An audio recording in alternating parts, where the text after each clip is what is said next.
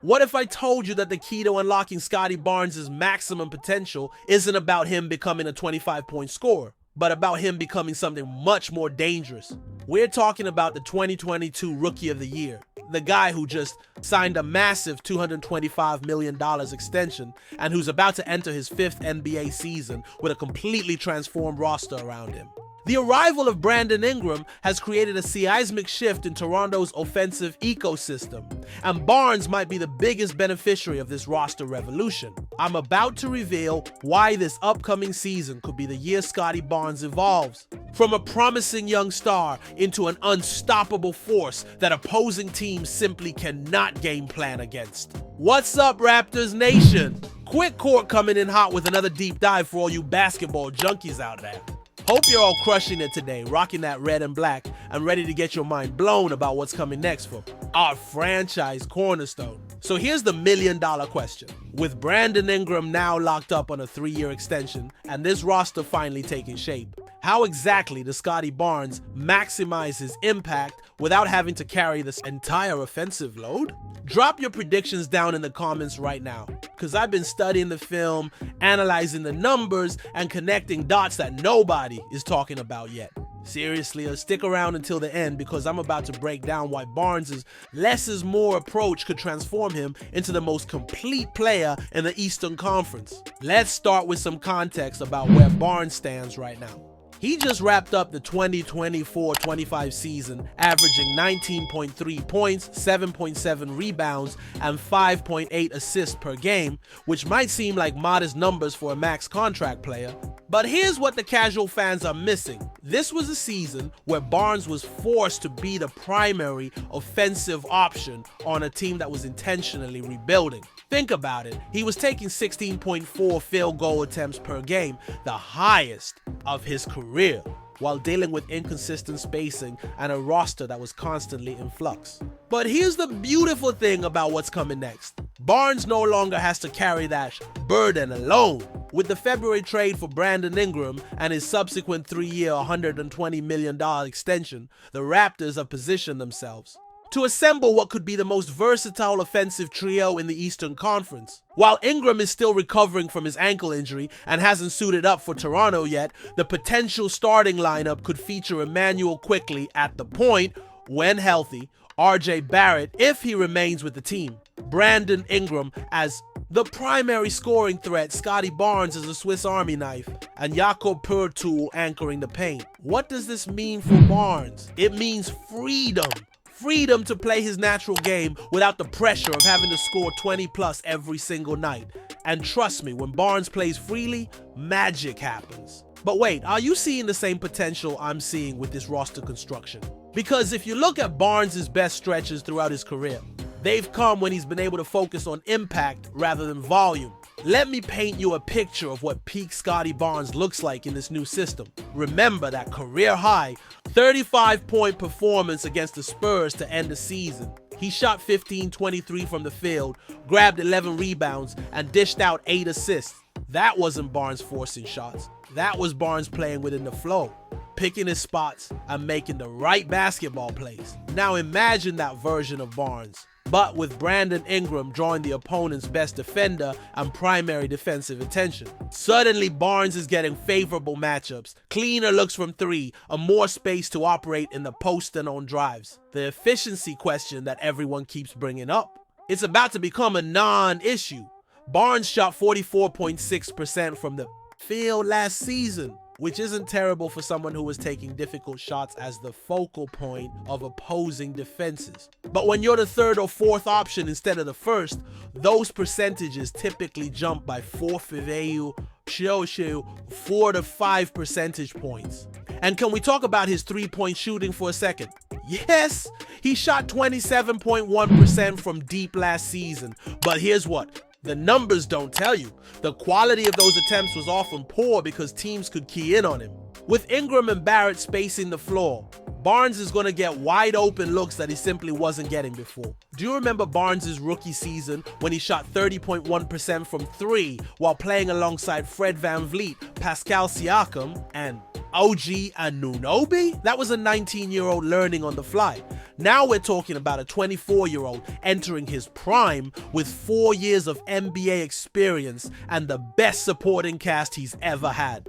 But here's where it gets really exciting. Barnes' true value has never been just about scoring.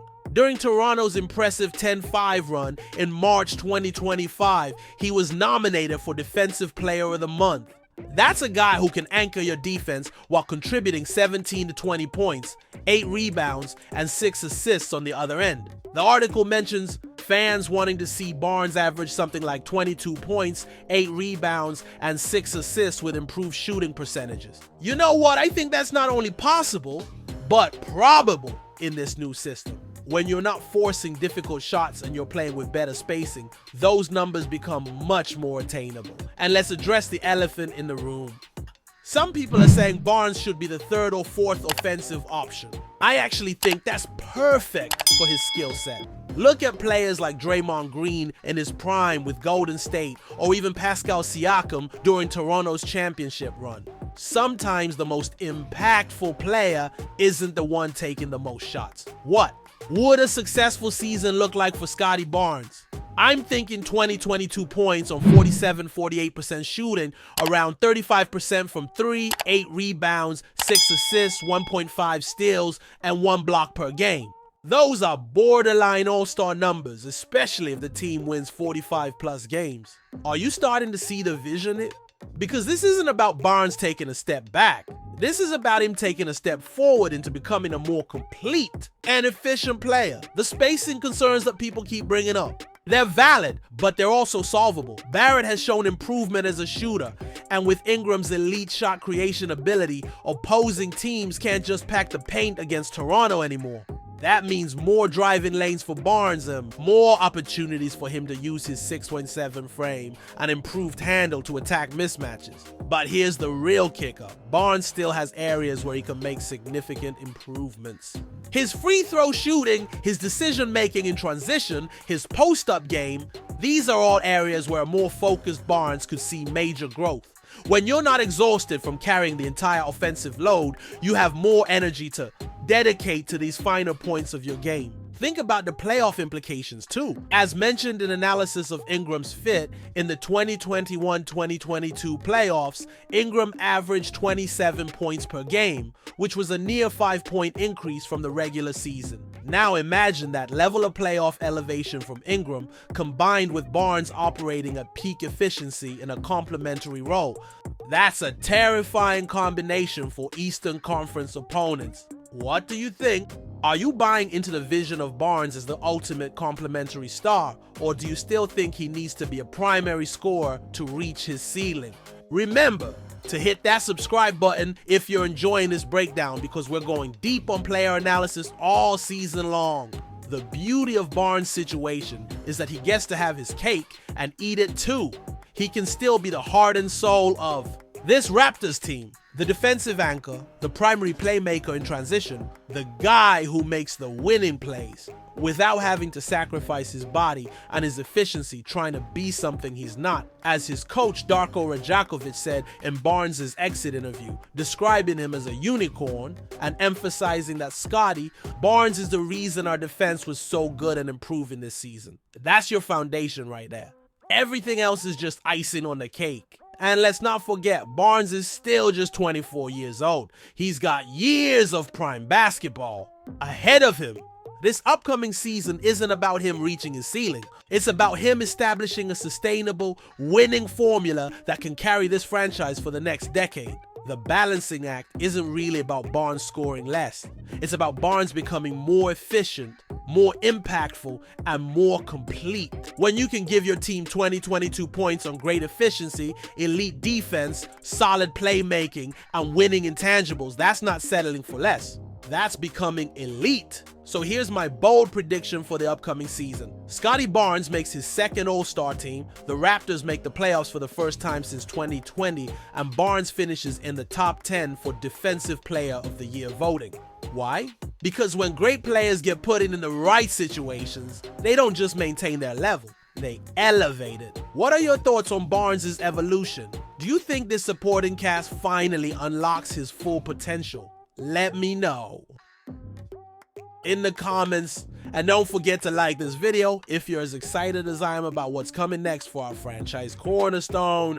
That's a wrap on today's deep dive into Scotty Barnes and the perfect storm that's brewing in Toronto.